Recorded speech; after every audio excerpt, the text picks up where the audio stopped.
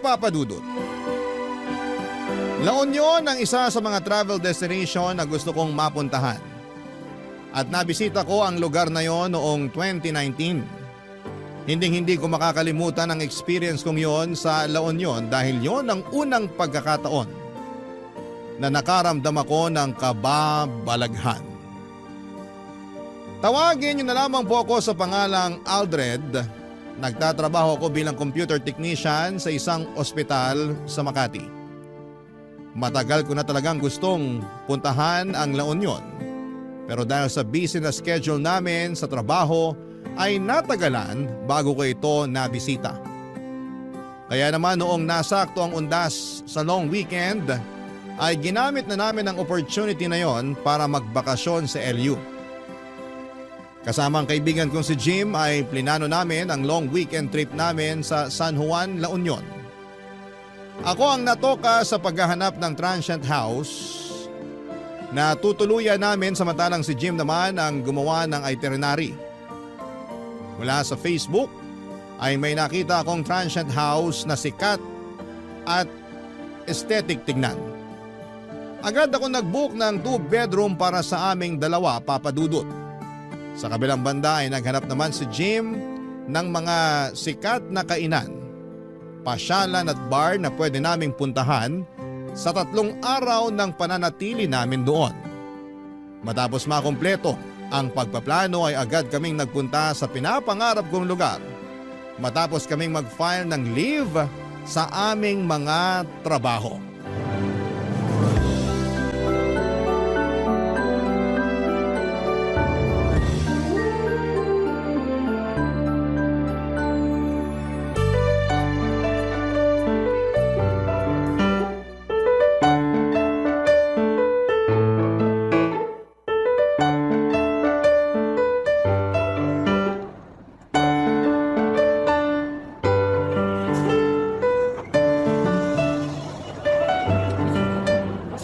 Sabi ni Aldred, nasa na raw ba siya?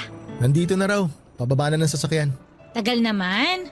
Ang usapan 8:30 ng umaga nandito na dapat sa bus terminal. Pero mas nauna pa ako kaysa sa inyong dalawa. Maaga pa naman. Oh, siya na ba yun? Nasaan? Ayun oh, yung nakaputi na may dalang maliit na luggage. Oo, siya nga. Aldred! Andito kami! Nandyan pala kayo. Kanina pa ako naghahanap. Oh, Anika, nandito ka rin pala. Ihatid mo ba si Jim? Hindi niya ako ihahatid. Sasama siya sa atin. Talaga? Oo, nung nalaman ko pupunta kayo ng LU, nag-leave din kagad ako sa trabaho.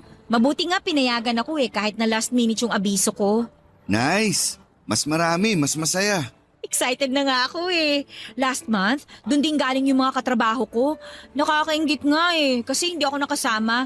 Kaya nga talagang sinabi ko rito kay Jim na sasama ako sa inyo ano man ang mangyari. Ayoko nga sana kasi for the boys lang dapat tong lakad natin na to. Kaso mapilit tong si Anika Anong gusto mo? Ikaw lang magsaya. Di pwede yun no? Maganda nga yun kasi at least may kahati na tayo sa gastos. Ay nako, kahit sa akin na yung accommodation kung gusto nyo. Ay teka, may nahanap ka na bang matutuluyan natin doon? Oo, nakapag-book na ako. Maganda yung lugar. Sakto kasi 2-bedroom yung nakuha ko. Kaya may kanya-kanya tayong privacy. Alam ko namang sinadya mo yun. Para kung sakaling may makilala kang babae, dun mo iuuwi. Loko, ayaw lang kitang makatabi sa pagtulog. Kasi malakas kang humilik. Asus, palusot pa. Ano pang ginagawa natin? Bili na tayo ng tiket. Nakabili na kami. Nung nakita naming maraming tao kanina, pumila na kagad kami habang inaantay ka namin. Oh, tiket mo. Salamat. Anong oras naman tayo aalis? 10:00 yung susunod na trip. Nagkaubusan na raw yung pang 9:00 biyahe. Mukhang maraming magbabakasyon ngayon. Mukha nga. Long weekend din kasi. Sakto, may 30 minutes pa tayo. Ano, breakfast muna kaya tayo? Wala pa akong kain mula kagabi. May kainan ba rito? Sa tingin ko walang kainan na malapit dito Mag-order ka na lang online. Hindi ka nagsabi. Dumaan kami kanina sa fast food bago nagpunta rito. Di sana nakapag-takeout kami para sa'yo. Nahuli ako ng gising Baka hindi na makahabol kapag online pa ako nag-order. Bibili na lang ako ng biskwit. Ay, wait lang. May burger pala ako rito sa bag. Hindi ko nakain kanina kaya tinake out ko na lang. Oh, sa'yo na lang to. Salamat. Kumakalam na talaga si Kimura ako eh. Oh, habang kumakain ka dyan, hanapin na kaya natin yung bus natin para may sakay na yung mga gamit. Oh, ayan na yung bus natin. Nasa likod mo. Ah, ito ba yun? Oo, yan yun. 82158 yung bus number. Ah, okay. Nasaan kaya yung konduktor nito? Pwede na kayang sumakay? Excited ka naman masyado. Mamaya pa naman alis niyan eh. Talagang excited na ako. Kagabi pa ako ready umalis eh. Maganda yung itinerary na ginawa ko, tol. Gumawa ka pa talaga ng itinerary? Puro inuman lang din naman ang pupuntahan nyo doon. Siyempre, dapat nakaschedule para masubukan natin lahat ng bar dun. Ah, basta ako, yung dagat ang habol ko. Ako rin. Matagal na akong hindi nakapagdagat eh. Ano pang hinihintay nyo? Sumakay na tayo sa bus. Ang init dito sa labas eh. Sige, tara. Pwede na ba? Pwede na yan. Pagkababa namin sa bus terminal ng La Union ay agad kaming sumakay ng jeep papunta ng San Juan. Katulad ng inaasahan ay marami kaming nadatnan doon na katulad naming turista din. Napakaganda ng San Juan, Papa Dudut. Medyo crowded nga lang dahil maraming bakasyonista. Pero para sa akin ay sulit na yon ang pinili naming lugar na puntahan. Kaso nga lang ay hindi pa man nagsisimula ang unang araw namin doon, ay sinalubong na agad kami ng kamalasan. Ang transient house kasi na binuko online ay nag-overbook ng mga guest. Ang nirentahan namin lugar ay naibigay sa guest na mas naunang dumating kesa sa amin. Nagreklamo kami dahil wala na kaming ibang matutuluyan noong araw na yon. Pero wala nang ibang ginawa ang namamahala ng transient house kundi ang humingi ng tawad. Agad kami naghanap ng available na lugar na matutuluyan pero dahil dagsa ang mga turista, maging ang pinakamahal na hotel doon ay fully booked na. Sinubukan din namin maghanap sa mga karatig bayan pero maging doon ay naubusan kami ng swerte. Pagod, kulang sa tulog at mainit ang ulo. Muntik nang masira ang bakasyon namin dahil sa mga nangyari. Pero kahit na ganoon ay hindi ko hinayaan ang pagkakataon para lamang masayang ng isang pagkakamali. Ipinagpatuloy namin ang original plan namin. At kahit bit-bit ang mga maleta namin ay pinuntahan namin ang mga lugar na plano naming puntahan, Papa Dudut.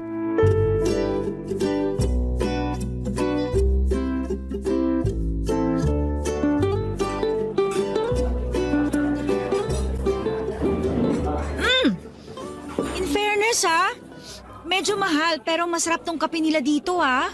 Isa to sa mga resto na talagang dinadayo dito sa La Union. Nagbasa ako ng mga comments sa pagkain nila rito. Marami ang good reviews sa page nila. Hindi siya matamis pero hindi rin naman masyadong mapait. Sakto lang yung lasa. Nako, sure ako. Magugustuhan to ng mga coffee lover. May isa pa dito na masarap din ang kape. Check ko mamaya sa listahan ko. Uy, Aldred, ang tahimik mo naman dyan.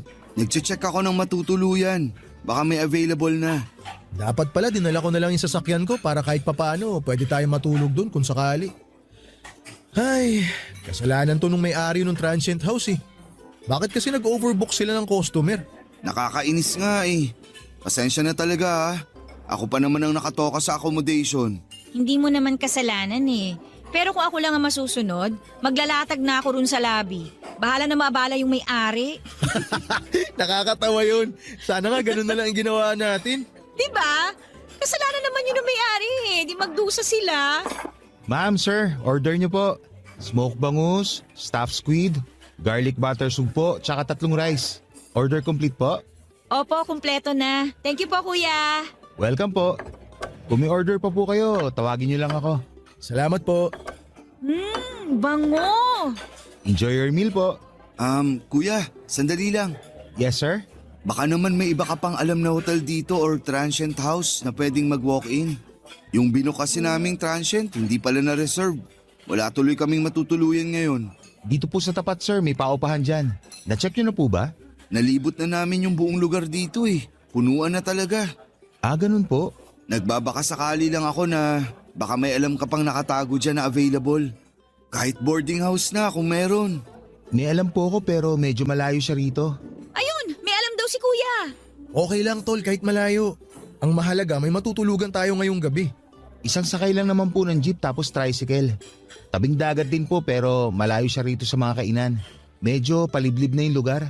Basta may maayos na CR, okay na ako doon. Gusto ko na nga rin talagang maligo eh. May kontak ka ba nung may-ari para matawagan na namin? Baka kasi maunahan na naman kami. Huwag po kayo mag-alala. Ako po yung caretaker doon. Bakante pa yung lugar. Talaga? Nice! Kami na kukuha nun. Sige po. Tatawagan ko na lang po yung kapatid ko para malinis niya yung lugar. Anong pangalan ng place para ma-search ko sa map? Wala po siya sa online maps eh. Pero kung maantay niyo ako, pwede ko po kayong samahan mamayang break ko kung gusto niyo. O sige, mas maganda yun. Pero may signal naman ng cellphone doon, kuya. Meron naman po ma'am. O yun lang naman po ang kailangan ko, tsaka maayos na banyo. Masaya na po ako doon. Naku, salamat. Hulog ka ng langit. Ano palang pangalan mo? Sunny Boy po. Ako naman si Aldred. Siya si Jim tapos si Anika. Hello po, nice to meet you. Nice to meet you din po. Sige po, maiwan ko na muna kayo para matawagan ko na yung kapatid ko at maihanda yung lugar. O sige, salamat Sunny Boy. Oh my gosh! Sa wakas, may place na tayo! Mabuti na lang naisip kong tanungin si Kuya. Oo nga, buti na tanong mo si kuya. Inaantok na rin ako eh. Gusto ko sanang umidlip bago manood ng sunset mamaya. Ako, kanina ko pag gustong maligo sa dagat. Ako gutom na ako. Kumain na tayo. Mukhang masarap tong pusit na to ah.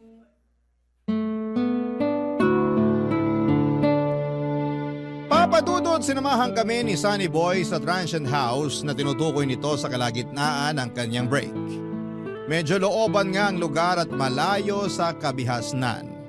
Pero kahit na ganoon ay wala na kaming karapatang magreklamo dahil yun na lang talaga ang choice namin para may matuluyan kami noong araw na yon.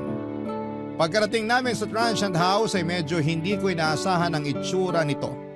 Para itong old house na naisip nilang gawing paupahan. Hindi mo aakalain na transient ito dahil parang matagal na panahon nang walang nakatira doon. Mura lang naman ang singil sa amin ni Sunny Boy sa 3 araw na pananatili namin doon kaya hindi rin kami talo kung sakali. Bukod sa itsura nito ay wala na akong ibang maipipintas sa lugar.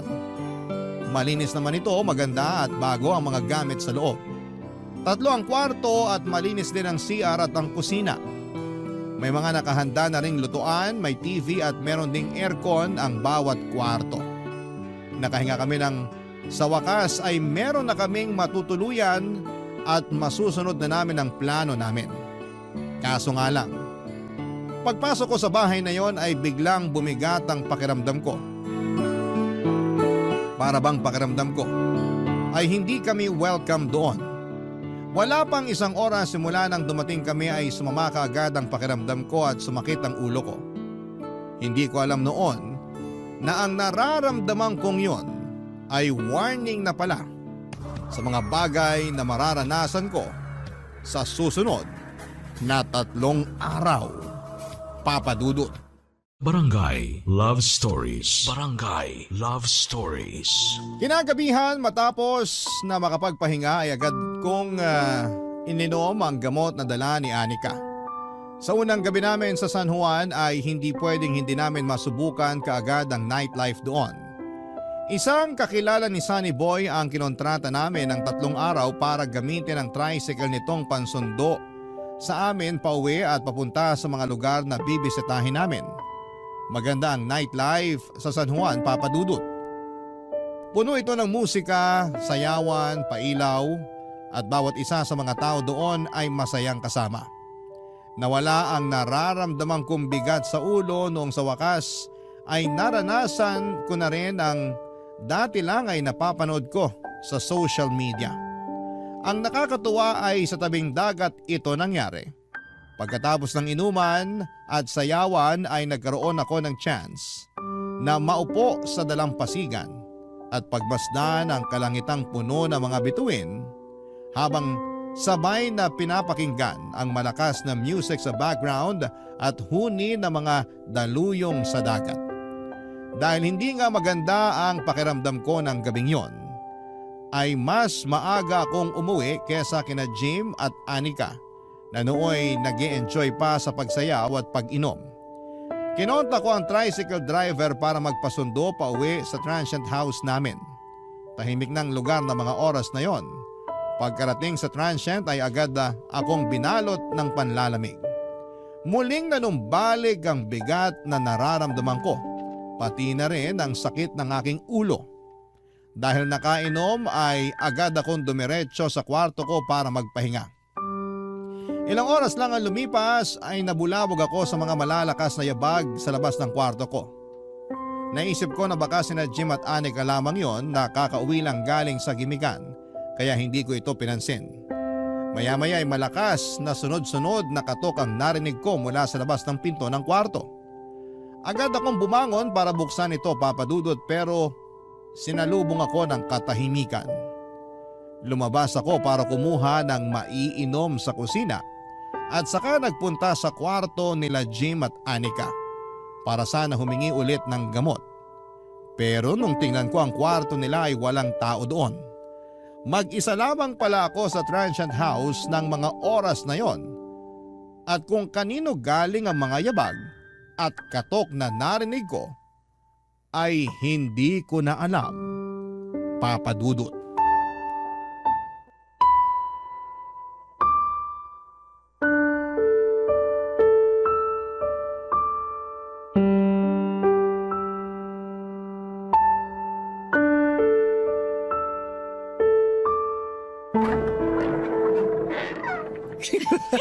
Di ba? Grabe, ang saya! Oh, Aldred, ang aga mo nagising ah. Kauuwi nyo lang? Oo, doon kami natulog sa tabing dagat. Paano? Literal na dun kayo sa buhangin natulog? Hindi. May nakilala kasi kaming grupo ng mga BPO employee na nagbabakasyon din. Jumoin kami sa kanila tapos doon na rin kami natulog kasi may dala silang mga tent. Ang saya nga sayang hindi mo sila nakilala. Magkikita-kita ulit kami mamayang gabi. Hindi na kasi namin makontak si Manong driver kagabi. Feeling ko tulog na siya nung time na yon kaya no choice na talaga kami kundi matulog na rin doon. As in, hindi kayo umuwi? Hindi, kakauwi lang namin since kagabi. Bakit? Akala ko umuwi kayo saglit tapos lumabas din agad. Bakit naman kami uuwi tapos aalis din? Hindi ko alam. Kagabi kasi, habang natutulog ako, may mga yabag ako narinig sa labas ng kwarto ko. Akala ko kayo yun. Hindi kami yun. Uy, Aldred, huwag mo nga akong tinatakot ng ganyan. Baka naman si Sunny Boy lang yun. Ano namang gagawin ni Sunny Boy dito ng ganung oras? Aba malay ko. Tapos eto pa, may kumatok din sa kwarto ko. Malakas na katok na para bang nagmamadali. Tapos nung bumangon ako, wala namang tao. Sinek ko yung kwarto nyo. Wala din kayo. Kaya akala ko umuwi kayo tapos umalis din. My gosh, bigla akong tinayuan ng balahibo. Uy, wag ka naman nananakot dyan. Seryoso ako. Alam ko kung ano yung narinig ko. Baka naman nananaginip ka lang. Hindi na nga ako nakatulog simula nun eh. Nagluto na lang ako ng maaga tsaka inantay ko kayo na makauwi. Baka naman si Sunny Boy nga yun. Baka chinecheck lang niya tayo. Oo nga. Di ba dyan lang siya nakatira sa malapit? Hindi naman siguro yun mambubulabog ng ganung oras. Tsaka may trabaho yun sa umaga. Kaya sure akong maaga yun natutulog. Lasing ka lang kaya kung ano-ano naririnig mo. Kumain na nga tayo. Ano ba yung niluto mo? Niluto ko na lang yung dala kong instant noodles. Tsaka yung greenosity nating itlog. Halina kayo, kumain na kayo. Mauna na kayong kumain. Maliligo muna ako. Baho ko na eh. Sige, maligo ka na muna. Ipagtatabi na lang kita. Maupo ka na dyan, Jim. Tol, so ano namang ginawa mo rito kagabi? Nag-uwi ka ng babae, no? Natulog nga lang ako kagabi. Masama pakiramdam ko eh. Tsaka lasing na rin ako kaya wala na akong oras mambabae. Sus! Ako lang naman kausap mo kaya aminin mo na. May kasama kang babae kaya yun yung mga ingay na narinig mo kagabi. Hindi mo lang maalala kasi lasing na lasing ka na. Kahit itanong mo pa kay kuya na naghatid sa akin, wala akong dinalang babae rito. Anong kahit itanong sa kanya, siya nga yung nagkwento sa akin nun. Ano? Sinabi niyang may kasama akong babae kagabi? Oo! Nakwento niya sa akin kanina habang nasa biyahe kami ni Anika pa uwi dito. Sabi niya nung ibinaba ka raw niya, may babaeng nag-aantay sa may pinto. Gagi! Wala nga akong kasama kagabi. Mag-isa lang ako rito. Tol, kinuwento niya lang yung nakita niya. Huwag ka na kasing magsinungaling. Eh, ako rin naman eh. Kung hindi ko lang kasama si Anika, mag-uuwi talaga ako ng babae rito. Wala talaga, tol. Mag-isa lang akong umuwi kagabi. O sige na, mag-isa ka na kung mag-isa ka.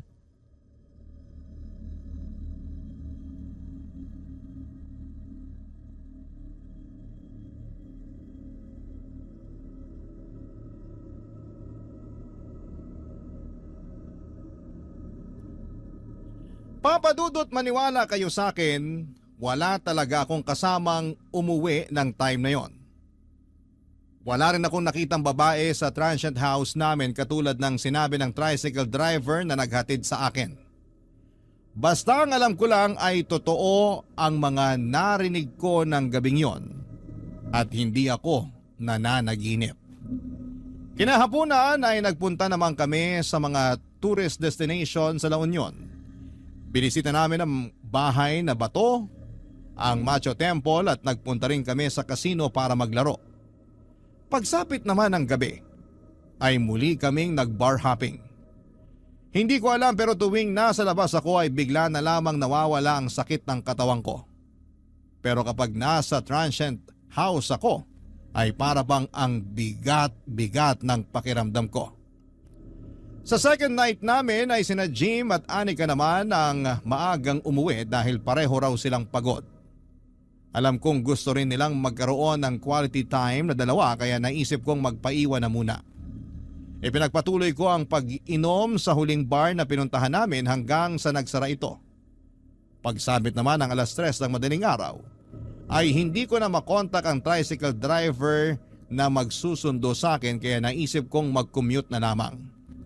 Sumakay ako ng jeep at pagkababa sa lugar ng transient namin ay nilakad ko na lamang ito papadudot dahil wala akong maantay na tricycle na pwedeng sakyan.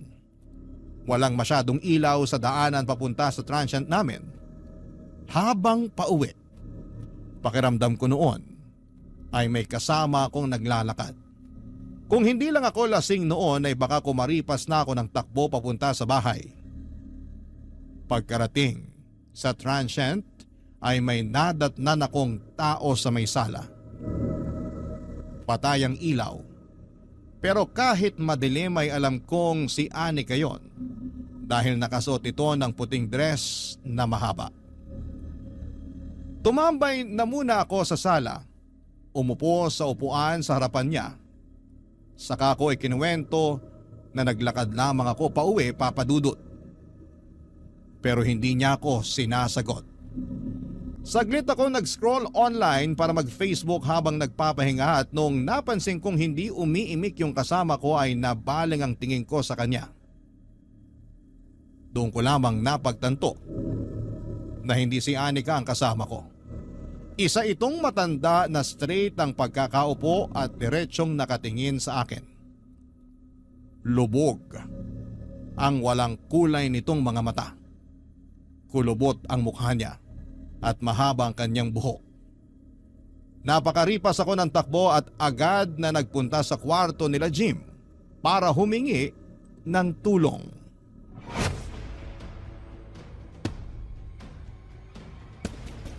Jim! Umisip kayo dyan! Balagbag naman Ako kung sa sala. makakatok. Aldred! Uuwi mo lang ba? Bumangon ka dyan! May matanda sa sala! Matanda? Anong matanda pinagsasabi mo? May nakita akong matanda sa sala! Bakit ba ayaw niyong bumangon dyan? Teka nga babe, bubuksan ko lang yung pinto. Ang ingay mo naman, Aldred. Ano bang meron? Asan yung matanda sinasabi mo? Halika, samahan niyo ako. Nandun siya sa sala. Anong matanda? Okay ka lang ba? Ba't naman magkakaroon ng matanda rito? Asan ulit? Sa sala? Halika, samahan niyo ako. Natatakot akong bumalik dun mag-isa eh. Ay nako, sige. Pakita mo sa akin. Nasaan? Dali, lumakad ka ron. Samahan kita. Sandali, hintayin niyo ako. Huwag niyo ako iwan dito. Nadatnan ko siya kanina pagkarating ko. Akala ko nga si Anika yun eh. Tinanong ko pa siya kung bakit di pa siya tulog. Kanina pa kami tulog ni Jim. Tsaka paano magkakaroon ng matanda rito? Nakalak yung pinto. O nandito na tayo sa sala. Nasaan yung sinasabi mo matanda? Nandito siya kanina. Nakaupo siya dyan. Magkatapat nga kami. Anika, pakibuksan mo nga yung ilaw. Wait lang. Nasaan na yun? Nandito lang yun kanina. Nakita ko siya, tol. Maniwala kayo sa akin. Sandali nga lang, huminahon ka muna. Ikwento mo sa amin yung buong pangyayari. Sige. Nung pagkababa ko ng jeep galing sa bar, wala akong mahanap na tricycle. Kaya naglakad ako pa uwi rito. Tapos, habang naglalakad ako, pakiramdam ko may sumusunod sa akin. Sa labas pa lang, nanlalamig na ako eh. Eh bakit hindi ka nagpahatid kay kuya na driver ng tricycle? Hindi ko na siya makontak. Madaling araw na rin kasi. O tapos, ano nangyari pagkarating mo rito? Pagbukas ko ng pinto, walang ilaw tapos naaninag ko yung matanda na nakaupo dito sa sala. Akala ko si Anika yun kaya umupo rin ako para kausapin siya. Kinausap mo? O ano sabi? Wala, hindi siya sumasagot. Tapos habang nagsa-cellphone ako, tinignan ko siya for the first time. Doon ko na-realize na hindi siya si Anika. Matanda siya, tol. Galit na galit siyang nakatingin sa akin. Ay, tapatin mo nga ako, tol. May tinira ka ba sa huling bar na pinanggalingan mo? Lakas ng amats mo eh.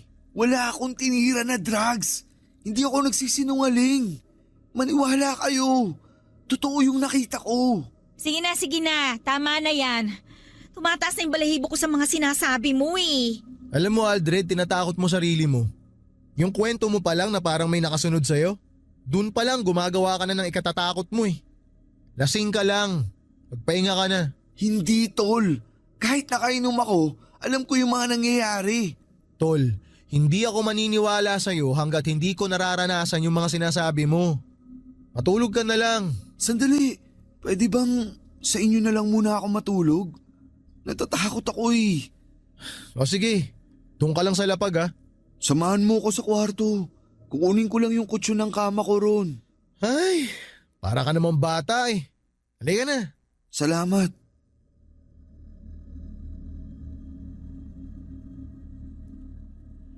Papadudot kahit nakainom, pagod at kahit kasama ang mga kaibigan ay hindi pa rin ako nakatulog ng gabing yon.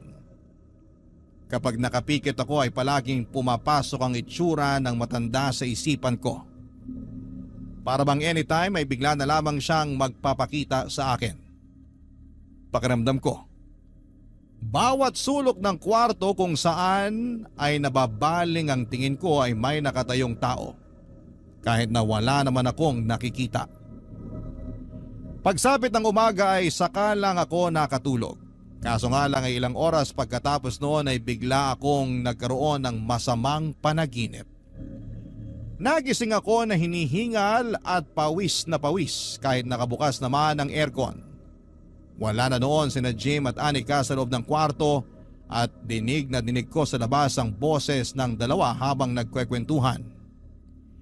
Sinubukan kong bumangon pero hindi ko may galaw ang katawan ko, papadudot. Para ako na-paralyze sa kinakahigaan ko. Maya-maya ay napansin ko ang isang babae na nakatayo hindi kalayuan sa kinakahigaan ko. Biglang bumilis ang tibok ng puso ko nang bigla na lamang itong lumapit sa akin. Hindi ko kita ang mga paa niya pero sa tingin ko ay nakalutang siya.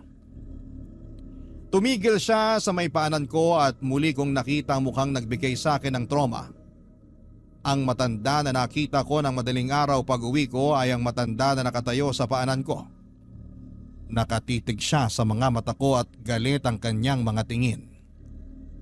Gusto kong sumigaw pero walang boses na lumalabas sa bibig ko.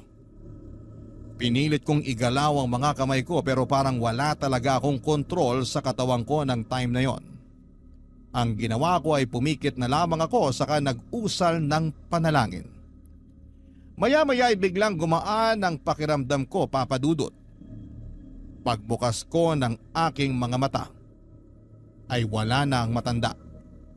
Nakakagalaw na rin ako at mabilis akong bumangon at hinanap ang mga kaibigan ko.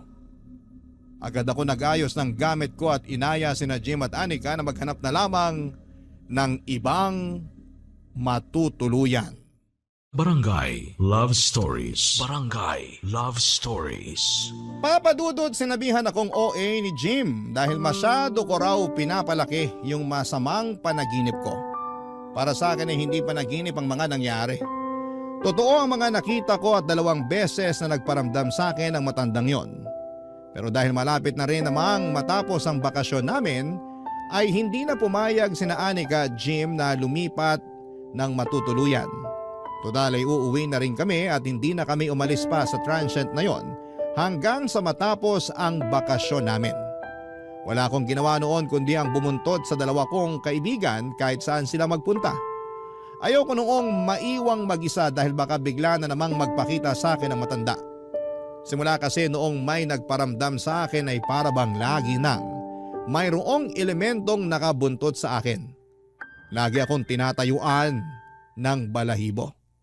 Kahit na nasa labas kami at napapalibutan ng maraming tao ay para bang laging may nakatingin sa akin.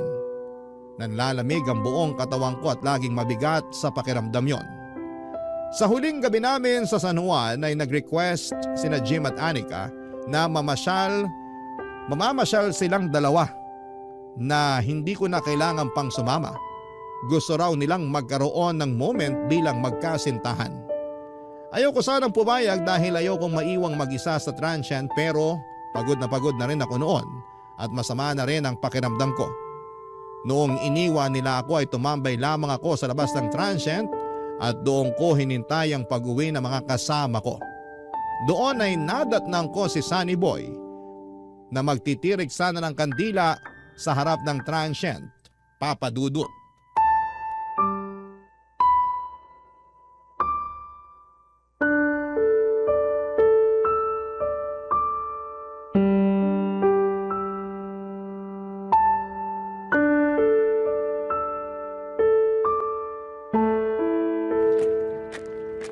Oh, sir. Hindi yata kayo namasyal ngayon ah. Hindi na. Medyo masama pakiramdam ko eh. Ganun po ba? Sayang naman yung pagpunta nyo rito kung hindi nyo masusulit. Nasulit ko naman na kahit paano.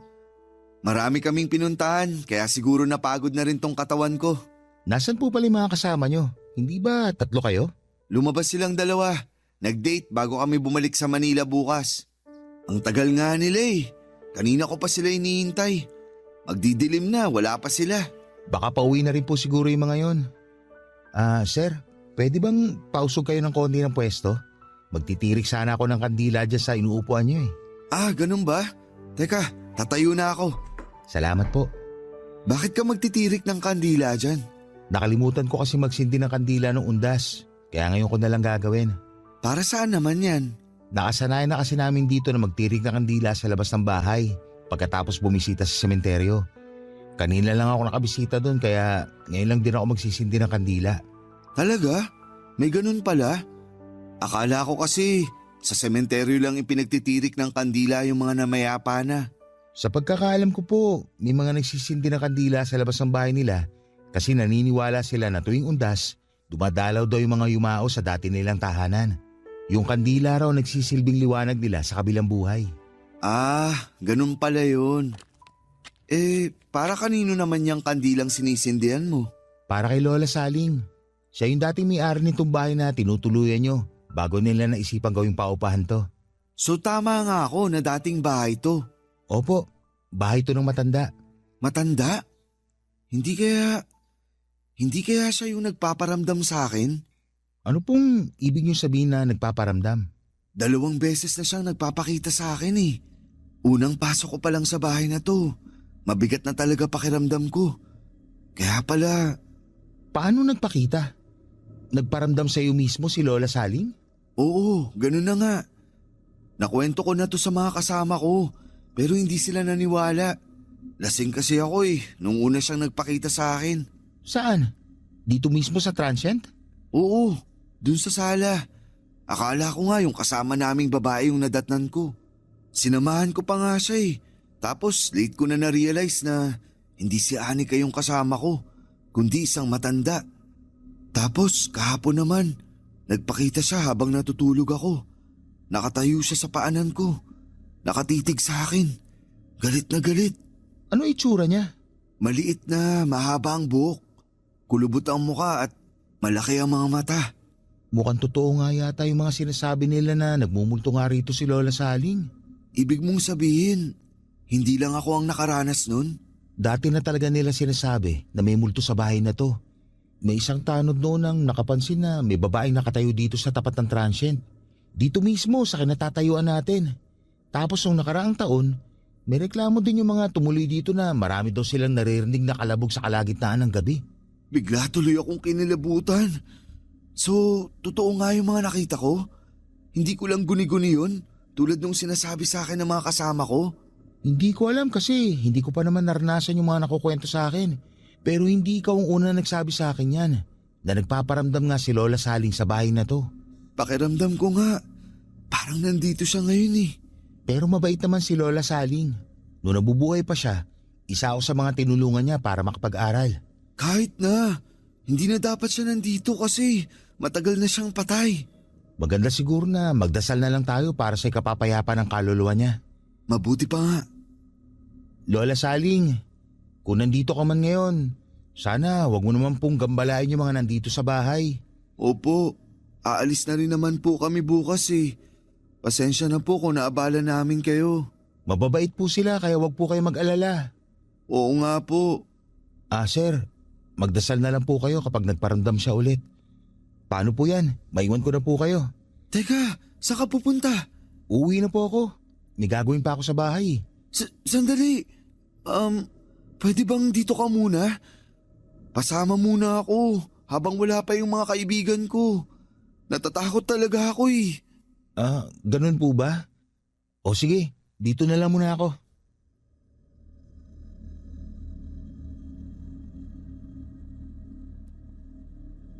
Habang wala pa sina Jim at Anika ay sinamahan ako ni Sunny Boy sa transient house. Doon ay naikwento niya sa akin ang naging buhay ni Lola Saling nung nabubuhay pa siya.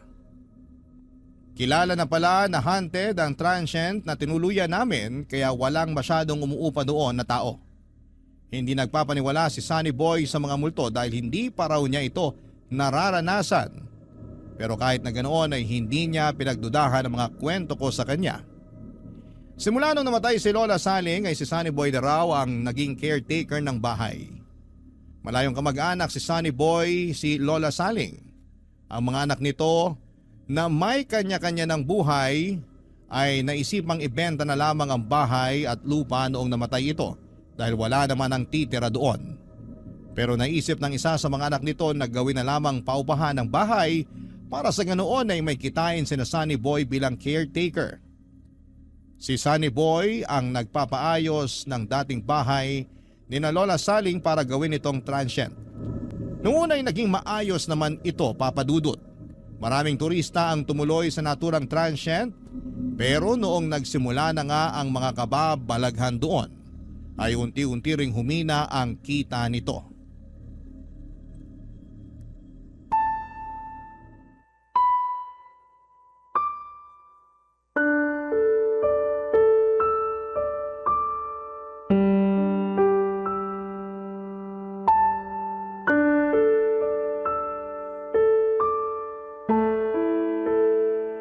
Dating teacher si Lola Saling kaya medyo may pagkamasungit siya, saka istrikta. Pero sa amin mabait siya. Kami na yung tinuring niyang anak simula nung nagsialisa ng mga anak niya. Ilan ba ang anak ni Lola? 4 silang lahat. Yung 2 nakatira na sa abroad. Yung 2 naman nasa Maynila. Siya na lang mag-isang naiwan dito noon. Yung asawa niya? Maagang nabiyuda si Lola Saling. Bata pa lang daw yung mga anak niya noon nung naaksidente ang asawa niya sa daan. Ang totoo niyan, itong transient na to ang unang naipundar nila mag-asawa. Kaya alam ko kung gaano kahalaga ang bahay na to para kay Lola Saling. Noon ngang nalaman kong plano nilang ibenta tong bahay na to, nalungkot ako eh. Mabuti na lang, naisipan nila tong gawing transient. Pero medyo luma na rin kasi tong bahay. Nasabi mo 'di ba na wala nang masyadong umuupa rito? Oo, medyo matumal nga. Malayo din kasi ito sa sentro eh. Minsan, yung mga nagiging customer namin yung mga wala na talagang matuluyan katulad ninyo. Pero sa tingin mo, bakit naman kaya nagpaparamdam si Lola Saling sa mga tao? Hindi kaya may gusto siyang ipaiwatig? Hindi ko alam. Hindi rin naman kasi siya nagpaparamdam sa akin eh. Ni anong klaseng kababalagan, wala akong naramdaman sa pamamahay na to. Baka naman ayaw niyang gawing paupahan tong bahay niya. Sabi mo, mahalaga tong bahay na to para sa kanya eh. Baka ayaw niyang may ibang tao siyang nakikita rito. Naisip ko na rin yan. Noong nabubuhay nga siya, galit na galit siya sa mga turista eh. Bakit naman? Kasi nung araw, dyan sa may bukana ng barangay namin, dyan sa may pasukan, may nagtayo ng inuman. Parang bar? Oo. Sumisikip na kasi noon yung nightlife dito sa San Juan. Kaya isa-isa nagsulputan yung mga bar. Eh dahil sa bar na naipatayo malapit dito, dumami ang mga tao, ang mga turista. Galit na galit noon si Lola Saling. Bakit naman siya nagalit? Eh paano naman kasi matutulog yung matanda kung gabi-gabi siyang binubulabog ng ingay ng mga taong dumadaan galing sa galaan? Nasira daw yung katahimikan ng lugar dahil sa mga mahilig uminom na walang ibang ginawa kundi ang magkalat at magwala. Sa bagay, may punto nga rin naman siya. May pagkakataon nga noon na may nag-aaway dito mismo sa harap ng bahay niya.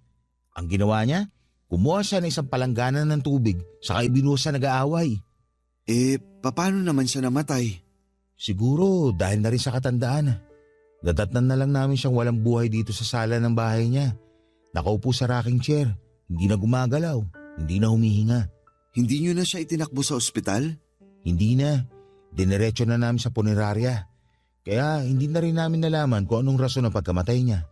Ngayon alam ko na kung bakit siya sa sala nagpakita. Doon pala siya namatay. Tapos yung kwarto na sinasabi mo kung saan ka binangungot, yun yung kwarto niya nung nabubuhay pa siya. Grabe, tumatayo balahibo ko. Kaya nga sabi ko, Walang kuryente? Brown out? mukhang wala nga. Sandali, may extra kandila akong naiwan sa labas. Kukunin ko lang. Sandali, tol. Huwag mo akong iwan dito. Diyan lang naman oh. Teka, ano yun? Nakikita mo ba yun? Ang alin? Doon sa may bintana, sa tabi ng pinto. Parang may nakasilip na matanda. Sir, huwag niyo naman po akong takutin. Hindi kita tinatakot. Tingnan mo kasi. Tao yun, di ba? Nakatingin siya sa atin. Sir, sige ha. Mauna na po ako sa inyo. Baka hinahanap na po ako sa amin. Sandali! Huwag mo ko iwan dito.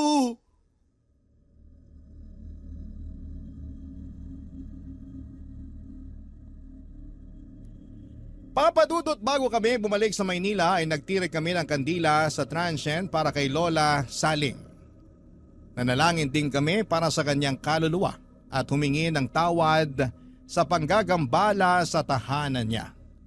Pagkatapos noon ay nagpaalam na kami kay Sunny Boy na noon ay nagsimula na ring matakot sa naturang bahay matapos makaramdam ng kababalaghan. Sobrang lala ng trauma na sinapit ko ng mga panahong yon, sa puntong halos 2 buwan din akong natutulog na bukas ang ilaw. Dumoble noon ang bayad ko sa kuryente dahil bawat sulok ng apartment ko ay nakabukas ang ilaw. Hindi pa rin kasi mawala sa isipan ko noon ang itsura ni Lola Saling noong gabing nagpakita siya sa akin. Paminsan-minsan ay dumadalaw pa rin siya sa panaginip ko. May pagkakataon noon na natatakot ako dahil baka bigla na lamang siyang magpakitang muli. Sa kabutihang palad ay hindi naman naulit ang bagay na yon. Sa paparating na araw ng mga patay, sana'y huwag nating kalimutan ang mga kamag-anak nating namayapa na. Ito ang araw kung kailan ay dapat nating alalahanin na minsan din nating silang nakasama sa mundong ito. Dito na po natatapos ang sulat ko sa inyo, Papa Dudut. Maraming salamat po at lagi po kayong mag-iingat. Ang inyong forever, kapuso at kabarangay, Aldred. Dear Papa Dudut, mapagpalang araw sa iyo at sa lahat ng mga nakikinig ngayon. Ako po si Ram, 46 years old na sa ngayon at dito na naninirahan sa Tarlac. Mahigit 1 dekada na ako nagtatrabaho bilang land surveyor. At ang kwentong ibabahagi ko sa inyo ay nangyari lamang netong nakaraang taon. Hindi po ako umiinom ng alak pero meron po akong matinding bisyo. At yon ay ang pagsasabong. Nagsimula lang ako sa pagtutupad na may maliit na pamusta hanggang sa maging passion ko na ang pag-aalaga ng mga panabong na manok na nilalaban ko naman sa malalaking sabungan. Maswerte kasi ako sa sabong. Noong sunod-sunod ng naging panalo ko ay nagawa ko ng makabili ng pangarap kong sasakyan at nakabili na rin ako ng lupang ginawa kong manukan.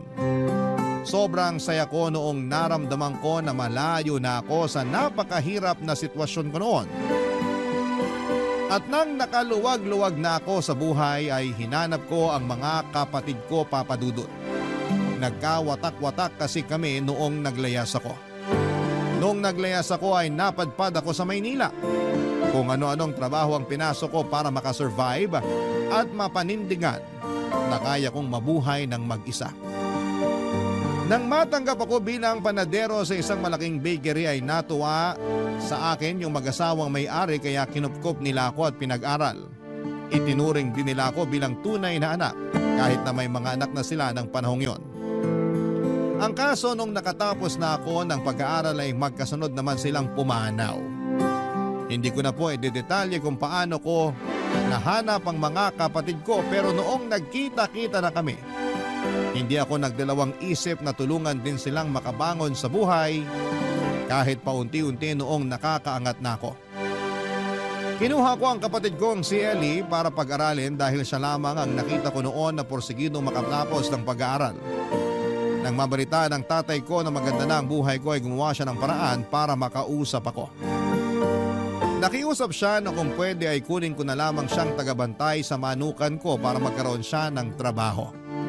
Kahit galit pa rin ako sa kanya ng mga panahong yon, ay pinagbigyan ko pa rin siya, Papa Dudut.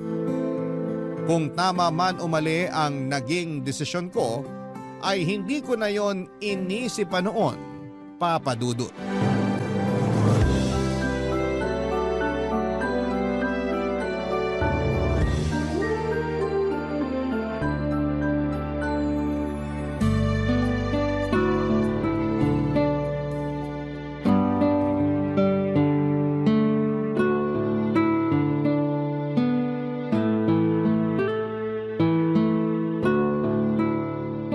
Kuya, sigurado ka ba na patitirahin mo si tatay dito sa bahay mo? Hinaan mo yung boses mo, baka marinig ka.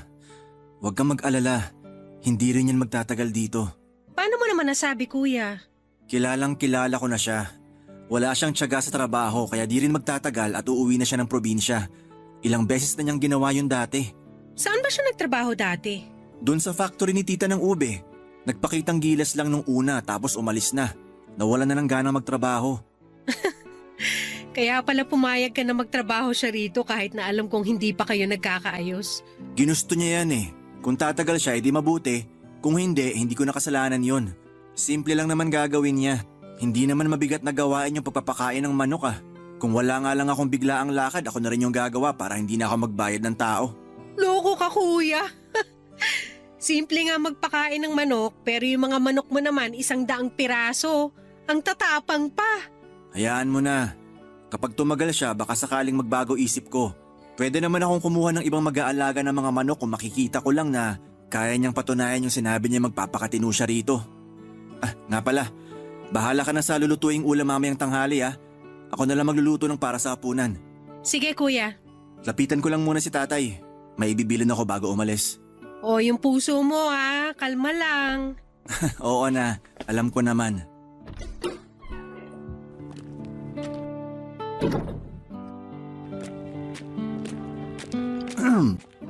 Tay, napakain na ba lahat ng mga manok? Hindi pa. Marami pa pala yung nandun sa dulo. Hindi mo naman sinabi na ganito pala kalawak tong manukan mo. Sana kumuha ka man lang na makakatulong ko. Abay, kulang yung 1 oras sa pagpapakain pa lang ng mga manok mo. Paano kung papainumin ko pa? Yan kasi hirap sa inyo. Gusto nyo ng trabaho pero kapag nahirapan kayo, puro naman reklamo. Ram naman, matanda na ako. Akala ko ba pagbabantay mo lang ako rito? Kung magbabantay lang kayo rito, hindi ko na kayo saswelduhan kasi libre naman kayo ng tinitirhan at libre pagkain na rin. Eh sana sinabi mo man lang na napakarami mo palang manok dito. Ilan pa lang napapakain ko. Pagod na ako. Sabihin nyo na lang kung hindi nyo kayang gawin yung trabaho rito hanggat maaga pa. para makakuha ko ng iba. O siya, sige na't papakainin ko na ibang manok. Wala naman akong magagawa. Bayaran lang naman ako rito eh. Kung yang inirereklamo nyo ay kumikilos na lang kayo, tapos na sana yung trabaho nyo. Akala ko pa naman, magiging maayos yung buhay ko kapag sumama ako sa'yo. Aalilain mo lang naman pala ako rito. Anong aalilain? Babayaran ko naman yung pagkatrabaho nyo. Tsaka sino bang nagpumilit na pumunta rito? Hindi ba't kayo rin naman? Gusto nyo yata aabotan na lang kayo ng pera eh. Makapagsalita ka parang napakataas mo na. Tandaan mo, walang anak na magiging matagumpay kung hindi dahil sa magulang. Asikasuhin nyo na lang yung mga manok para wala tayong problema. May lakad ako ngayon. May pagkain naman sa bahay, luto na yon. Kung di nyo gusto yung ulam, magluto na lang kayo. Tay, ayoko ng kalokohan ha. Hindi pwede alak dito kaya kung gusto nyong uminom, huwag na kayo magtrabaho sa manukan ko. Sus! Oo na! Lumakad ka na kung aalis ka. Papa Dudut, kinakausap ko naman noon si tatay pero hindi ko pa rin siya lubusang napapatawad sa pagtakwil niya noon sa akin. Dahil lamang sa gusto kong makatapos ng pag-aaral. Pero hindi ko rin naman pwedeng itanggi na may malaking parte siya sa pagkatao ko. Pero kung tungkol sa kung ano ang naabot ko sa loob ng maraming taon, ang usapan ay wala siyang parte doon. Sariling sikap ko ang lahat. Pero mas minabuti kong hindi na lamang siya patulan sa salitang binitawan niya para hindi na lumalapa yung hindi namin pagkakaunawaan. Papadudot batid ko na madalas na nai-invalidate yung pakiramdam ng mga anak na may galit sa magulang. Pero sa kaso namin ng tatay ko ay masasabi kong hindi mababaw ang dahilan ng galit ko sa kanya. Hindi ko na lamang po idedetalye, masyado po kasing komplikado. Pero mas lalo pang nadagdagan ang galit ko sa kanya nung inatake ako sa puso na muntik nang tumapos sa buhay ko.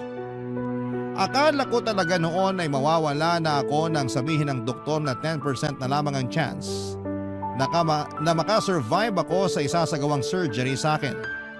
Kaya bago ko ipasok sa operating room ay ibiniling ko kay Ellie na kontakin si tatay para ipaalam ang kalagayan ko noon. Pero sa halip na mag-alala sa akin si tatay ay sinabi niya lamang noon na sana raw ay matuluyan na lamang ako at wala na siyang pakialam kung ano man ang mangyari sa akin. Sakalang iyon sinabi ni Ellie sa akin noong tapos na akong maoperahan at mabuti na ang kalagayan ko. Nang makarecover ako ay nagkaroon naman ako noon ng bagong karelasyon na si Mary Ann. Mas matanda siya ng 1 taon sa akin. Naging pasyente rin sa ospital ang tatay niya at nasa parehong ward lamang kami. Kaya kami nagkakilala. Hanggang sa kinuha ko na ang number niya at nauwi sa ligawan ng madalas naming pag-uusap. Hindi ko pa kasama si tatay nung niligawan ko siya. Nang magkaroon na kami ng relasyon ay nakumbinsi ko na rin siya na magsama na kami sa iisang bubong. Papa Dudut.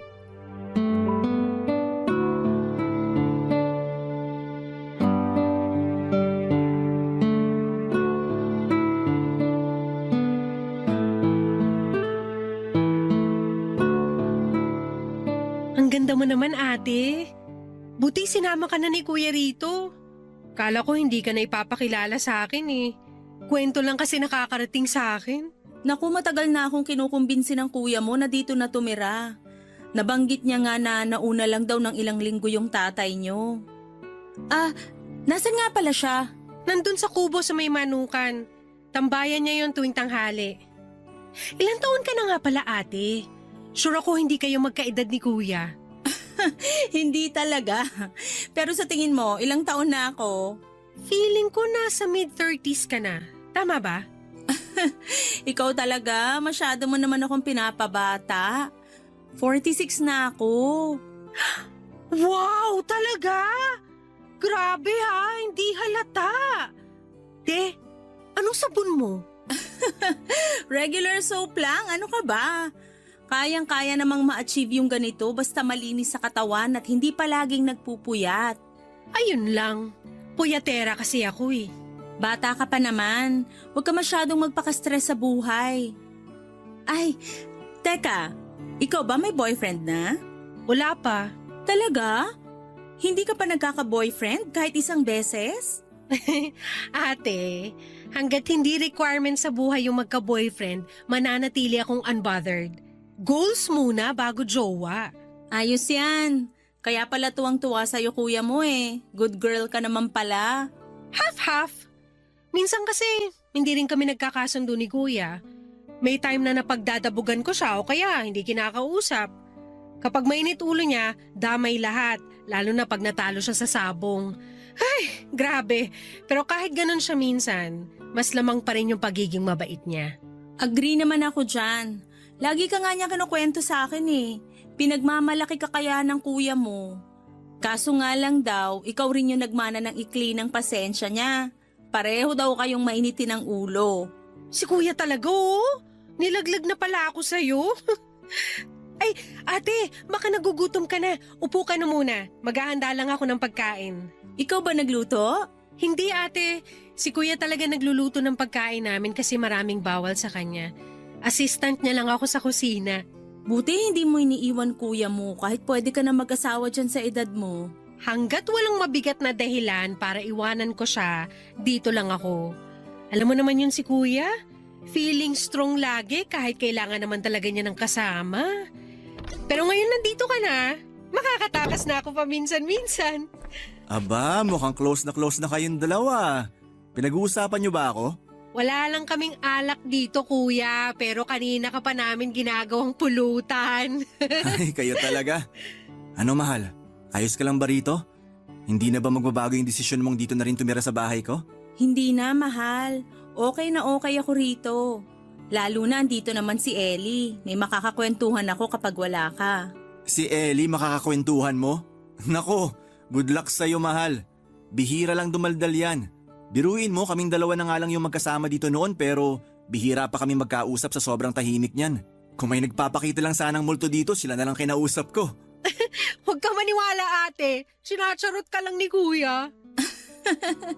Ay nako, nagbardagulan pa kayong magkapatid.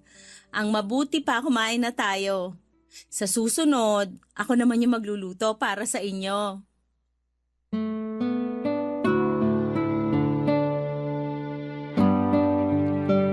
Papadudot mula nang dumating si Mary Ann sa bahay ay medyo nabawasan na yung tensyon sa pagitan namin ni tatay. Siya kasi ang gumagawa ng paraan para magkausap kami ng tatay ko. Lalo na kapag sabay-sabay kaming kumakain. Napansin ko rin noon na mabilis lamang silang nagkasundo. Hindi naman nakapagtataka yon dahil marunong makisama si Mary Ann. Isa pa ay malambot ang puso niya sa mga matatanda kagaya ni tatay. Kalauna naman ay naging okay na rin kami ng tatay ko. Kumuha na ako noon ang makakatulong niya sa manukan para siya na lamang ang magbabantay. Marunong kasi siya pagdating sa mga manok kaya ipinagkakatiwala ko rin noon sa kanya, pati yung pagkukondisyon ng mga ilalaban ko sa sabong. Ang kaso, mag-iisang buwan na sana sa bahay si tatay nang bigla na lamang siyang nawala. Nag-alala kami noon dahil akala namin ay may masama nang nangyari sa kanya. Ni hindi man lang kasi siya nagsabi sa amin kung may pupuntahan siya. Hanggang sa nabalitaan ko na lamang na bumalik na pala siya sa Ilocos. Hindi na ako nagulat nang malaman ko yon dahil nagawa na rin niya yon sa mga nauna niyang trabaho, papadudot. Pero ang nagpagulat noon sa akin ay noong nalaman ko na may iniwan pala siyang pamilya roon. Itinago ni tatay sa amin ang tungkol sa kinakasama niya at sa 5 nilang anak. Ang masaklap pa noon, 5 taon pa lang ang panganay nila kaya hirap na hirap sa pag-aalaga ng mga bata ang kinakasama niya, papadudot. Gusto kong magalit kay tatay pero hindi ko naman napigilang makaramdam ng awa sa mga anak nila. Kahit kasi pagbalik-balik ta rin pa ang mundo, ay kadugo ko pa rin sila, papadudot. Barangay Love Stories. Barangay Love Stories. Papadudot, nagpadala ako ng pera noon para sa mga kapatid ko sa ama. Ipinadaan ko yon sa kapatid ko na naroon lamang din sa Ilocos. Ang problema, noong hindi na ako nakapagbibigay ay nagdemand na ng pera si tatay. Nagalit siya sa akin at ipinamukhang dapat ko ring tulungan ang mga kapatid ko sa kanya. Pero imbis na magbigay ay huminto na ako sa pagpapadala ng pera para matuto silang dumiskarte kung paano bubuhayin ang pamilya nila. Aminin ko na inilihim ko kay Mary Ann ang tungkol doon. Ayaw ko kasing madamay pa siya sa problemang dinadala ko noon. Kaya naman minabuti kong hindi na lamang sabihin sa kanya ang tungkol sa pamilya ni tatay. Ilang buwan lang mula nang huminto ako sa pagtulong sa kanila ay nabalitaan ko naman na isa sila sa mga nasalanta ng bagyo. At gaya ng inaasahan ko ay muling humingi ng tulong sa akin ang tatay ko. Umuwi ako ng Ilocos para makita ang sitwasyon nila, Papa Dudut. Inalok ko sila na doon na muna tumira sa bahay ko pero ayaw pumayag ng kinakasama ni tatay. Kaya ang ginawa ko noon ay hinanapan ko na lamang sila ng pansamantalang matutuluyan habang nasa proseso pa ang application nila para sa pabahay. Si tatay naman ay sinadya kong isama ulit sa Tarlac para bumalik sa pagtulong sa akin sa Manukan. Kumuha na ako noon ang makakatulong niya para hindi siya mabigatan sa gawain. Buwanan ko siyang sineswelduhan para may maipadala siya sa pamilya niya. Mahigpit ang usapan namin na hindi siya pwedeng basta-basta na lamang umuwi. Pero ang hindi niya alam ay ginawa ko talaga yon para mailayo siya ng pansamantala at hindi na madagdagan pa ang anak nila, Papa Dudut.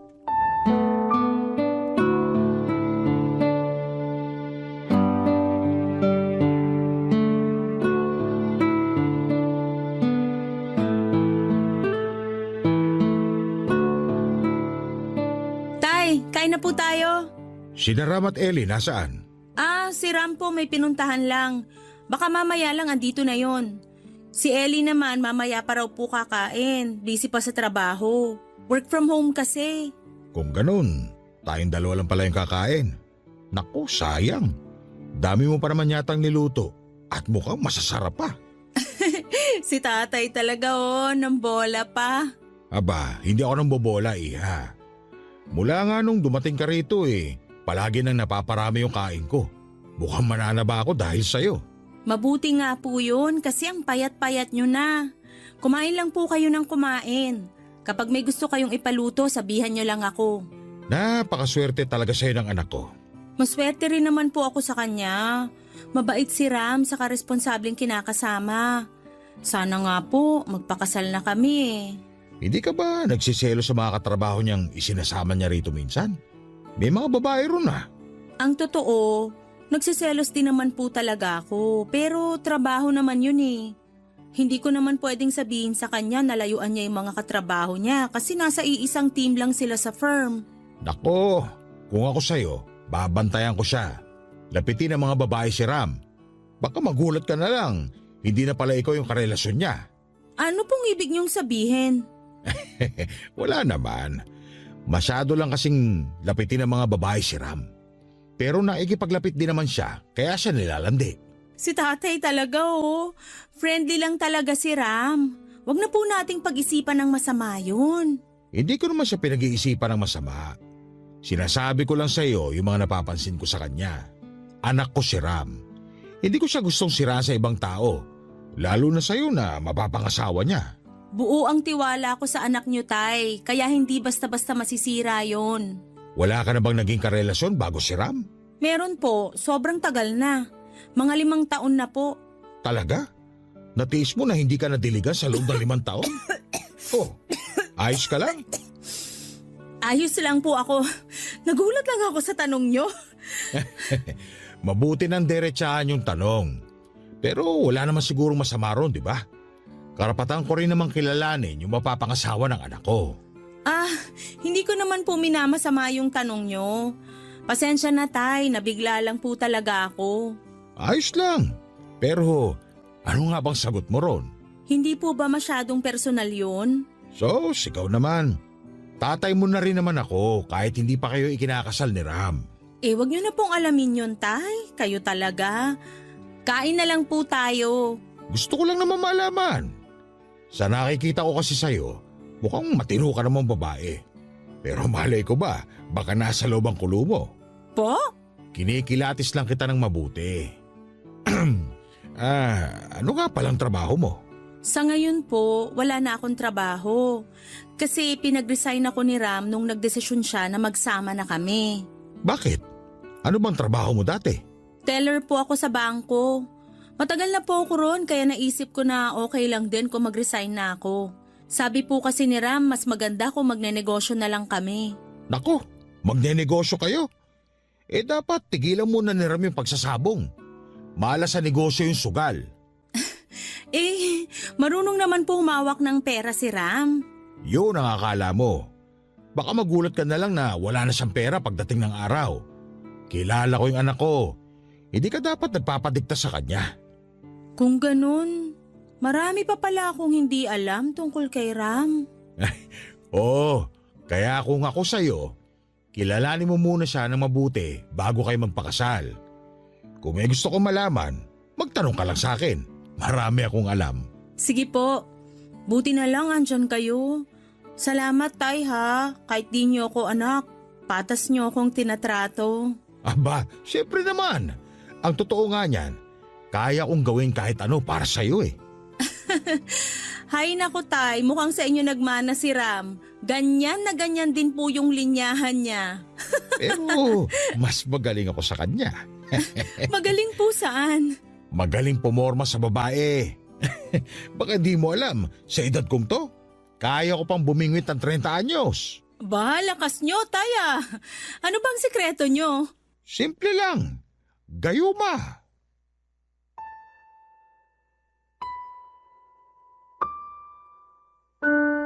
Papadudot, kararating ko lamang noong araw na yon pero hindi ako natuloy sa pagpasok sa bahay dahil narinig kong nag-uusap sina Tatay at Mary Ann. Hindi ko nagustuhan ang mga narinig ko. Kilala ko ang tatay ko lalo na kung paano siya pumorma sa isang babae. Ayaw ko mang pag-isipan ng masama ang pakikipaglapit niya kay Mary Ann ay hindi ko mapigilan ang sarili ko. Noong buhay pa kasi si nanay, ako mismo ang nakahuli kay tatay na may kasamang ibang babae na hinahalik-halikan niya habang naglalakad sila sa tabing kalsada. At hindi yon ang unang beses na nang babae siya dahil mga kapitbahay na mismo namin ang nagsusumbong kay nanay. Tuwing nasa bahay ako ay hindi ko binibigyan ng pagkakataon na makapag-usap ng matagal sina Tatay at Mary Ann. Batid ko naman na malambot ang puso ng mapapangasawa ko sa mga kagaya ni tatay pero hindi ko na nagugustuhan ang malisyosong tingin ng tatay ko sa kanya. May mga pagkakataon kasi na nahuhuli ko si tatay na pinapanood si Mary Ann kapag nagwawalis at nakatungo. Medyo nakikitaan na kasi siya sa mga sinusuot niyang damit. Pinagsabihan ko naman siya noong una pero nakasanayan na talaga niya ang pagsusuot ng mga damit na bitin sa tela. Hinaya ko na lamang siya para hindi na kami mag-away pa. Pero isang araw papadudot ay hindi ko inaasahan ang isinumbong sa akin ng kapatid kong si Ellie. Nahuli niya raw si Tatay at Mary Ann na naghahalikan sa kusina noong araw na umalis ako para makipag-meeting sa mga katrabaho ko sa firm. Hindi ako naniwala noong una pero napag-isip-isip ko. Ni minsan ay hindi pa nagsinungaling sa akin ang kapatid ko at wala rin naman akong nakikitang dahilan para gawin niya yon sa akin. Kaya naman gumawa na lamang ako ng paraan para malaman kung totoo nga ba ang sinasabi ni Ellie, papadudot.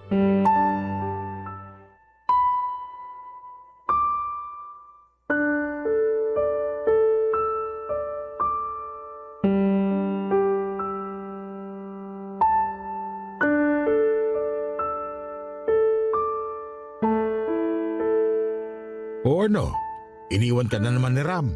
May lakad daw siya. Mga lakad na ayaw kang isama. Hindi ka pa ba nagdududa? Dati naman naiintindihan ko yung mga ganong lakad niya eh. Pero pagkatapos kong malaman yung mga kwento niyo tungkol sa mga babae niya. Siguro naman ngayon, gising ka na sa katotohanan. Hindi kayo bagay ng anak ko. Isang malaking siraulo yun. Buti na lang nandyan ka para sa akin. Ginagawa mo lahat ng hindi kayang gawin ng anak mo. Pera lang naman yung kulang sa akin. Pero lahat, kaya kong gawin para sa'yo. Sana ikaw na lang yung naging mapera sa inyong dalawa. Pinapahirapan ka pa niya sa pagbabantay ng manukan. Dapat pinatatrabaho na lang niya sa iba eh. Sinabi mo pa. Dapat nga, nagpapahinga na lang ako ngayon. Pahila-hilata na lang. Pero hindi. Masyadong walang puso yung anak kong yon. Masyadong mayabang porket nakapagtapos ng pag-aaral. Kala mo pa kung sinong kagalang-galang sabongero naman. Hayaan na natin siya. Huwag na natin siyang pag-usapan. Bakit naman? Naiinis lang kasi ko lalo sa anak niyo. Sus, ikaw naman. Bakit kasi naaapektuhan ka pa sa mga pambabaliwala ni Ram nandito naman ako. Ako nang bahalang pumuno sa mga pagkukulang niya. Kung magpapatuloy itong namamagitan sa atin, hindi ba dapat hiwalayan ko na siya? Huwag muna. Napapakinabangan pa natin siya. Tsaka nag-iingat naman tayo Mas gusto mo ba na lagi na lang tayong kinakabahan tuwing may ginagawa tayo rito sa bahay? Paano kung makita tayo nung isa mo pang anak tapos magsumbong yun kay Ram? Napaka-loyal pa naman ni Ellie sa kuya niya. Subukan niya lang magsumbong. Dudugo yung uso niya sa kamao ko. Grabe ka naman. Hindi mo naman kailangang saktan si Ellie. Hindi yun matatakot sa akin kung hindi ko sasaktan. Hay nako, kumain na lang tayo. Ayoko nang sakitan na yan. Di na tama yung ganyan Hindi mo kailangan maging mabait kay Ellie. Kapag nalaman no na may relasyon tayo, kahit kausapin mo pa siya, makakarating pa rin yun kay Ram. Sa bagay, may punto ka. Sige, ikaw nang bahala kay Ellie. Basta labas ako sa gagawin mo sa kanya, ha? Oo naman. Hindi kita itadamay. Basta tandaan mo, kapag pwede na tayo magsama, wala na sila magiging lugar sa buhay natin. Kailan pa ba kasi mangyayari yun? Naiinip na ako. Konting tiis na lang. Sa ngayon, magpagamit ka na lang muna kay Ram para makumbinsi siya na mahal mo pa rin siya. O sige. Yan! Ganyan yung gusto ko. Sunod agad.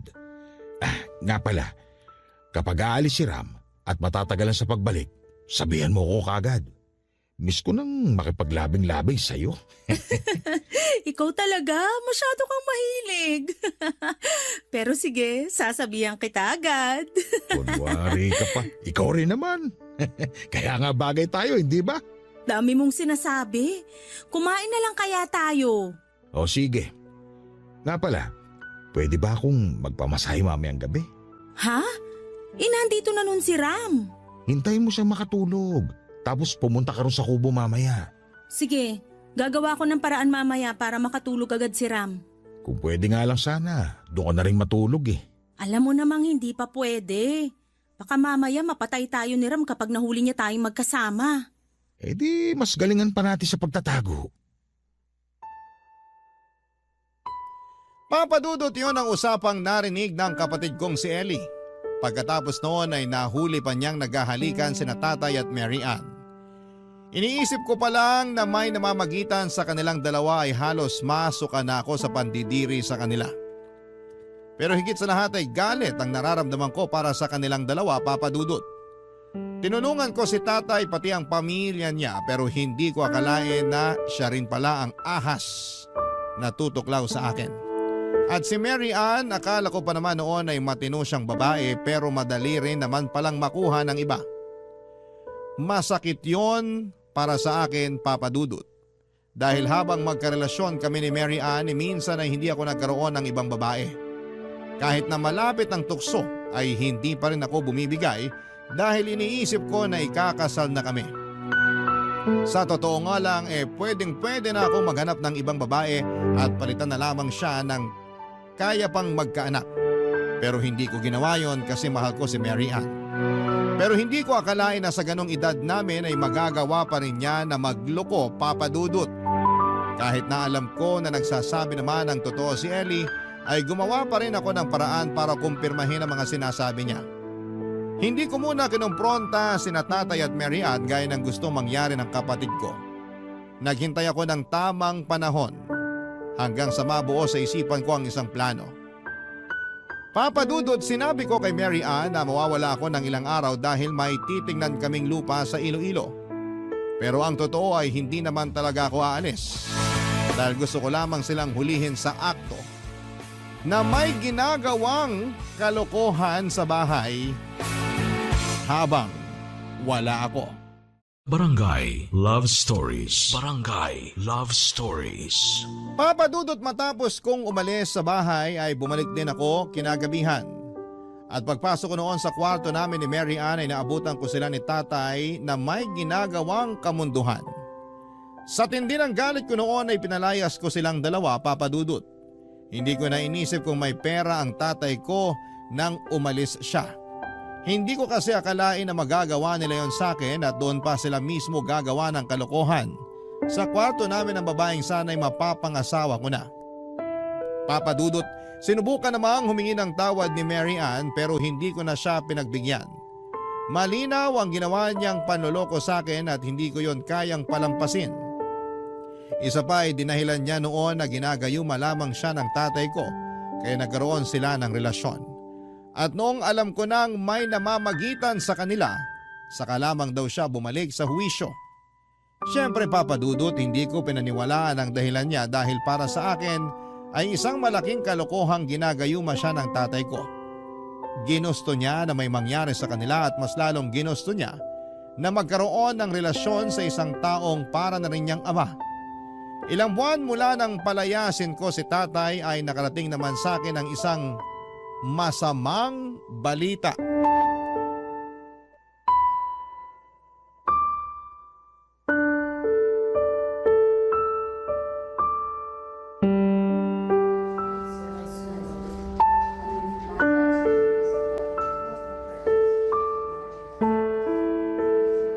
Buti nakapunta ka.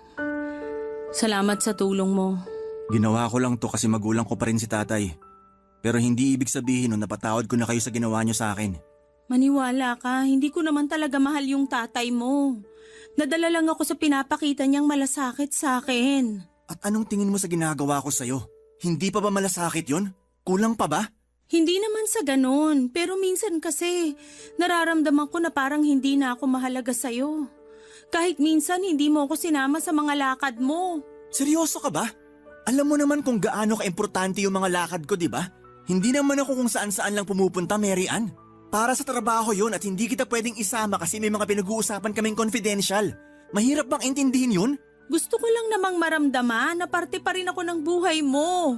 Kailan ko ba yun hindi na iparamdam sa'yo? Kahit nga pagod na ako sa trabaho, naglalaan pa rin naman ako ng oras, di ba? Eh ano yung sinasabi ng tatay mo na may babae ka? Yan kasing hirap sa'yo eh.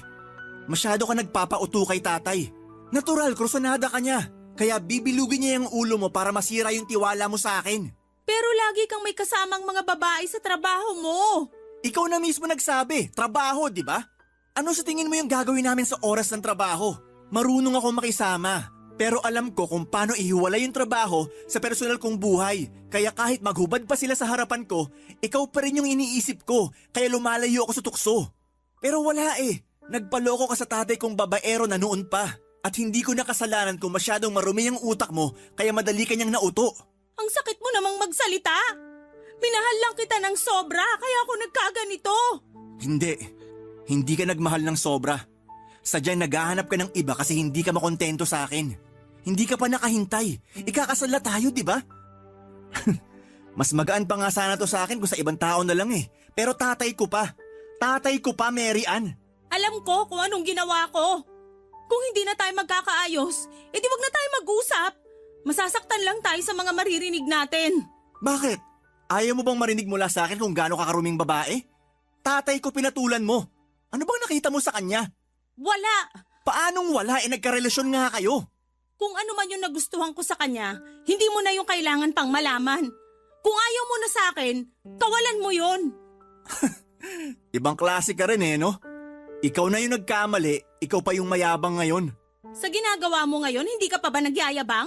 Nakakaumay kang kausap. Dahil ginusto mo yung pakikipagrelasyon mo kay tatay, sige, panindigan mo. Kahit may pamilya nang naghihintay sa kanya sa Ilocos. Ha?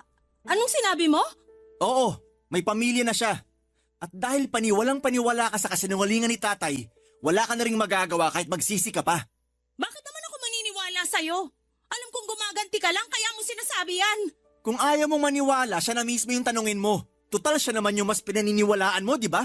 Kaya sige, bahala ka na. Tingnan ko lang kung hindi ka magsisi kapag ikaw na mismo yung makakaalam kung sino sa amin yung nagsasabi ng totoo. Papa Dudut, kahit itanggi ni Mary Ann ay alam kong nasaktan siya sa mga nalaman niya. Ayaw niya lang ipahalata ang totoong reaksyon niya sa takot na mapahiya sa harapan ko. Kalaunan nga ay nalaman na rin niya na may pamilya na si tatay na naghihintay sa Ilocos. Matapos yun ay nakipaghiwalay na si Mary Ann at bumalik na lamang ito sa poder ng mga magulang niya at nagpa siyang maghanap ng bagong trabaho para makabawi sa kanila. Sobra kong nadismaya sa kanya dahil naloko siya ni tatay ng ganon katindi. Kung hindi lang yun nangyari, kasal na sana kami at masaya pa rin nagsasama. Aaminin kong may nararamdaman pa rin ako para kay Mary Ann ang panahon na yon, pero hindi na yon sapat para makipagbalikan pa ako sa kanya. Sa kabila ng galit ko ay nagawa ko pa rin tulungan si tatay hanggang sa makalabas na siya ng ospital. Hindi ko naman siya kayang pabayaan na lamang dahil wala rin namang kakayahan ng mga kapatid niya na tulungan siya. Sinagot ko ang lahat ng gastos at inihatid ko na rin siya sa pamilya niya sa Ilocos. Pero nilinaw ko na hanggang doon na lamang ang kaya kong gawin para sa kanya bilang anak. Sa susunod na may mangyari sa kanya o sa pamilya niya ay hindi nila ako maaasahan pa, Papa Dudut.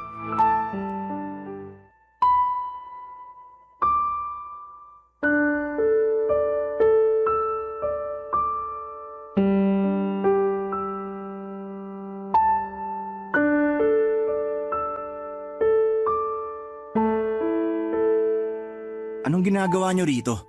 Anak, baka pwedeng dito na ulit ako magtrabaho. Wala na kasing mapasukan doon sa atin. Hindi ko na problema yon. Natulungan ko na kayo. Hindi pa ba sapat yon? Magugutom yung mga kapatid mo.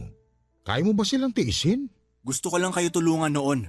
Pero bakit parang bigla ko na lang silang naging responsibilidad ngayon? Sino bang may gustong magparami ng anak? Alam niyo naman na matandaan na kayo pero puro sakit sa ulo pa yung ginagawa niyo. Kapag nagka-problema naman, lahat na lang akin. Laging, Ram, tulungan mo naman kami. Nakakasawa rin, Tay.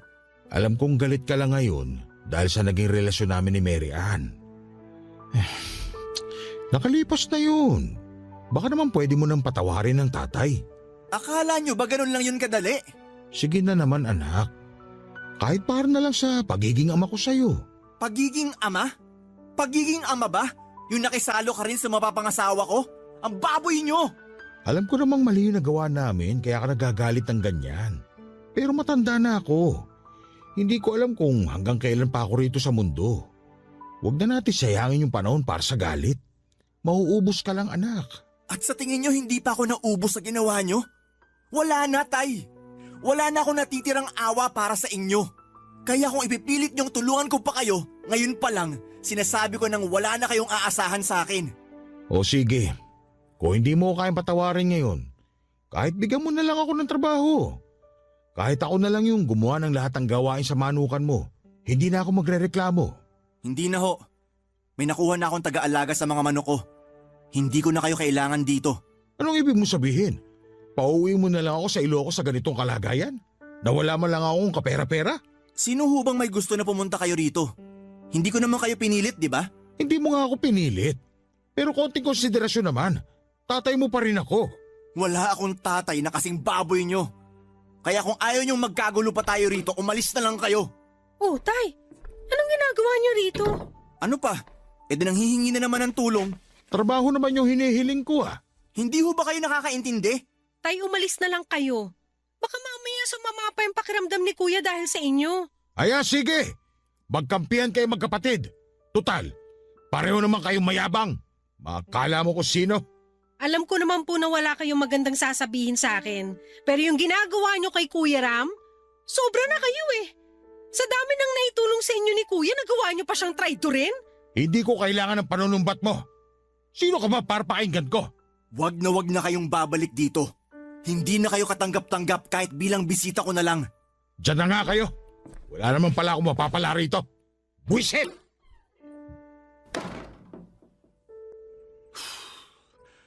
Pasuyo nga ng tubig, Ellie. Parang tumaas na naman bibi ko kay tatay. Ang kapal na mukha niyang pumunta pa rito. Kumalma ka muna, Kuya. Huwag ka na magpakagalit ng sobra. Baka kung mapano ka pa eh.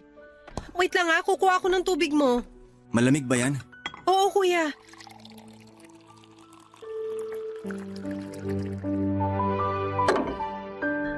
Oh, okay na ba to? Kapag kulang pa, kukuha na lang ako ulit. Ayos na to. Salamat. Nga pala, Kuya. Tumawag si Ate Mary Ann sa akin kahapon. Kinukumusta ka? Huwag ka na makipag-usap, Ron. Baka gamitin ka pa para makipag-ayos ulit sa akin. Pagod na ako sa mga kagaya niya. Pasensya ka na kuya. Kung nandito lang ako kanina, hindi ko na sana pinapasok si tatay para hindi na kayo nagkasagutan. Hayaan mo na yon. Basta ayoko na siyang makita. Mula sa araw na to, hindi ko na siya kinikilala bilang ama.